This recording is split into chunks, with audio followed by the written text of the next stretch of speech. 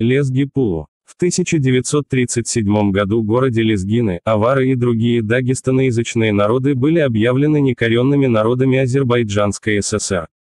Вслед за этим последовало решение о том, что представители некоренных народов Азербайджанской ССР должны платить за учебу в учебных заведениях. Выход для аваров и лезгин был один – записаться азербайджанцам в паспорте или же платить неподъемные для большинства населения деньги за учебу. Давление оказывалось и по линии чиновничества: или запишись азербайджанцем, или освобождаешь место. Все прогрессивные начинания советской власти стали сворачиваться.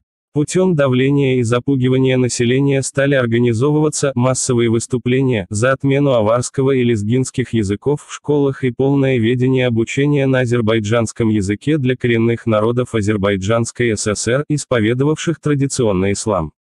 С 1937 года, после принятия Сталинской Конституции СССР, нетитульные народы Азербайджанской ССР были вынуждены платить за обучение в старших классах, а также в средних технических и высших учебных заведениях немалые по тем временам деньги — 440 рублей. Решение это касалось всех народов Азербайджанской ССР, кроме азербайджанцев и армян. Избавиться от нового обременительного налога, прозванного в народе «Лезги-Пулу» — лезгинские деньги, было довольно просто. Необходимо было в паспорте изменить национальность на азербайджанскую, что всячески приветствовалось и поощрялось властями. Как следует из обращения лезгинской общественности от 1987 года, эта практика взимания платы за обучение с представителей некоренных народов Азербайджанской ССР продолжалась до 1956 года. Вместе с тем в 1937 году в Закатальском округе начались прямые репрессии в отношении социально активной части населения.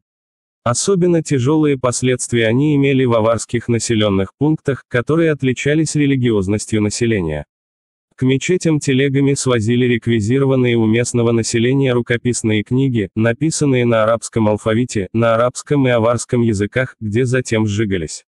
Владельцев этих книжных коллекций арестовывали и осуждали на разные сроки.